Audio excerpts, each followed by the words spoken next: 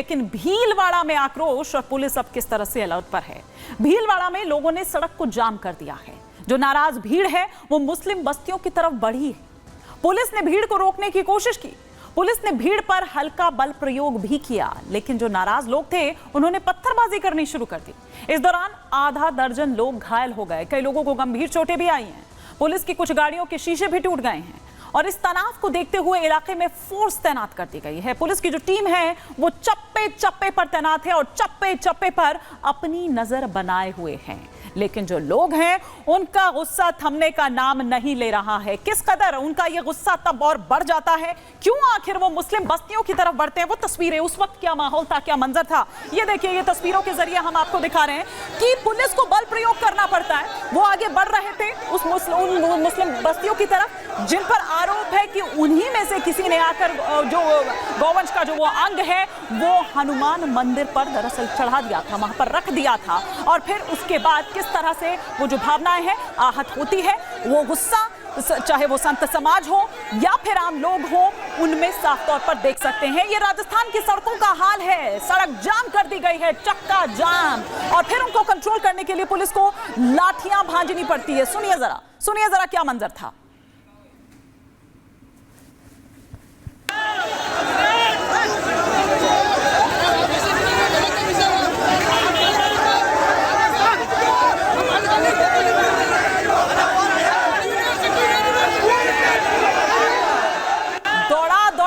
Police उनको पीटती है क्योंकि बैरिकेड्स तोड़ दिए गए थे। वहां पर हिंसा करने के उग्र हो रहा था ये प्रदर्शन। उसके बाद पुलिस को वहां पर बल प्रयोग करना पड़ता है। आप देखिए सड़कों पर किस तरह की उस वक्त हालत थी। पुलिस को दौड़ा दौड़ा कर उनको पीटना पड़ा।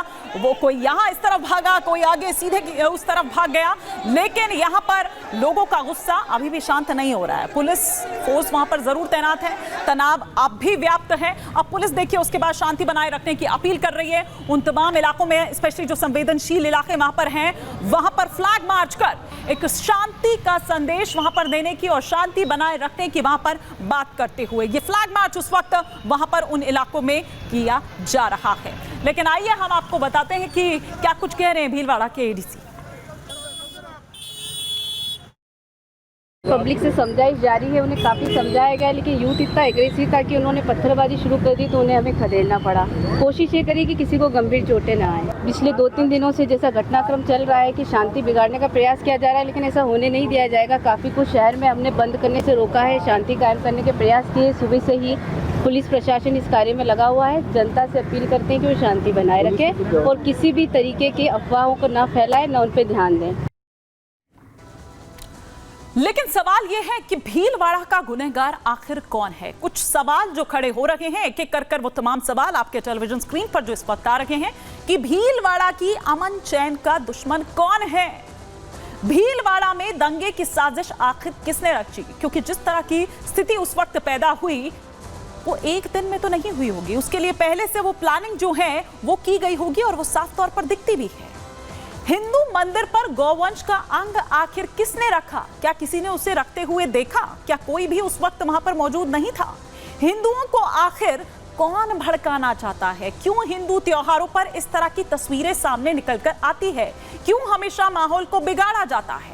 क्या राजस्थान में कोई बड़ी साजिश चल रही है? क्योंकि हर त्योहार के मौके पर इसी तरह की कोई ना कोई तस्वीर सामने निकल कर आती है।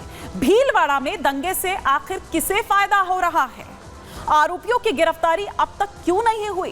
क्या पुलिस इस मामले को संभाल पाएगी? जिस तरह की स्थिति आपने देखी, पुलिस को वहां पर बल प्रयोग जरूर करना पड़ा, लेकिन भीड़ आप देखिए कि कितनी तादाद में वहां पर थी और किस तरह से उसके बाद वो फिर से सड़कों पर आ जाती है। हमारे सहयोगी अमरदीप बता रहे हैं कि क्या हाल था वहां।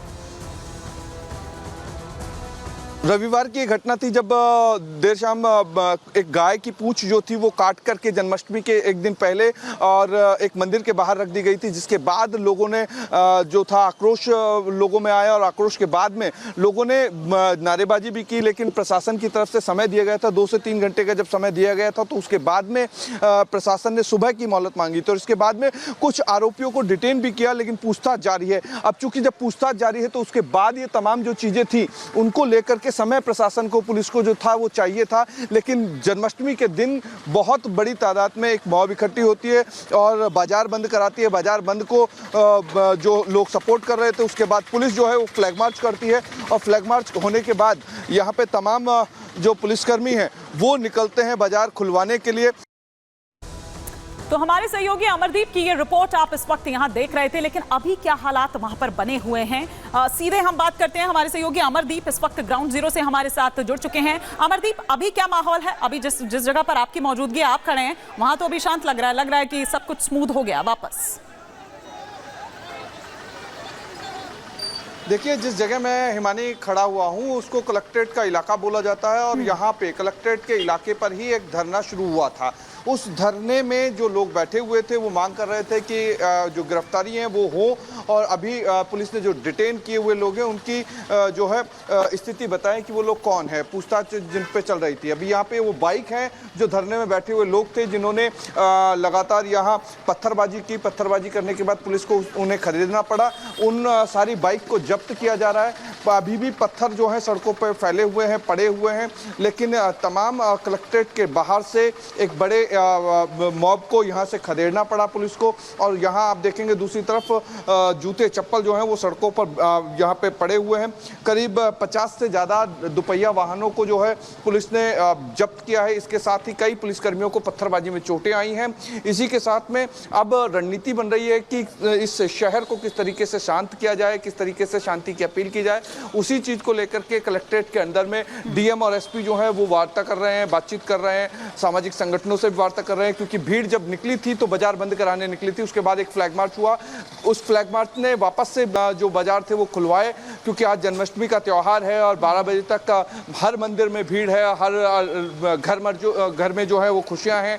और इन खुशियों को कौन था जो नज़र लगाने की कोशिश कर रहा था, जिसने माहौल बिगाड़ने की एक दिन पहले कोशिश की और गाय के अंग को एक मंदिर के सामने रखा, जिसकी वजह से ये सारी चीज़ें देखने को मिली हैं। यानी कि माहौल बिगाड़ने वालों पर अब सख्ती और नज़र जो है वो पैनी कर चुकी है राजस्थान की पुलिस, साथ ही प्रशासन। इसके साथ ही डीएम ने जो है वो नजर बनाने के आदेश भी दिए हैं कि जब भी कोई इस तरह की घटना हो जाती है फिर उसके बाद दिखाई देता है कि फ्लैग मार्च हो रहा है, पुलिस एकदम चाक चौबंद हो जाती है। लेकिन जब पता है कि हर बार त्योहारों पर इस तरह की तस्वीर सामने निकल कर आती है तो पहले ही क्यों नहीं अलर्ट हो जाते हैं? खासतौर पर ये जो संवेदनशील इलाके होते हैं, चिन्हित क्यों नहीं किया जाता है? वहां पहले से ही फोर्स क्यों नहीं बढ़ाई जाती है? इस तरह के तमाम सवाल है। लेकिन पहले मैं बात ये करूंगी कि कैसे कंट्रोल होगी स्थिति, क्योंकि वहां पर महामंडलेश्वर तो बीच सड़क पर बैठे हुए हैं, धरने पर बैठे हुए हैं, अल्टीमेटम दे रहे हैं, बिल्कुल एकदम गुस्से में नजर आ रहे हैं कि अगर नहीं किया तो आर पार एकदम हो जाएगा। देखिए, बिल्कुल इसमें कोई दोहराई नहीं है कि जब यहाँ पे रविवार को सिचुएशन बिगड़ी थी और उस सिचुएशन को कंट्रोल करने के लिए पुलिस ने एक हैवी डिप्लॉयमेंट भी जो था अलर्ट मोड पे रखा हुआ था। वर्ज्य वाहन जैसे व्हीकल्स जो थे पुलिस के वो भी यहाँ रखे गए थे। लेकिन जब धरना प्रदर्शन चल रहा था तो उस वक्त कोई साधु संत और महामंडलेश्वर नहीं थे।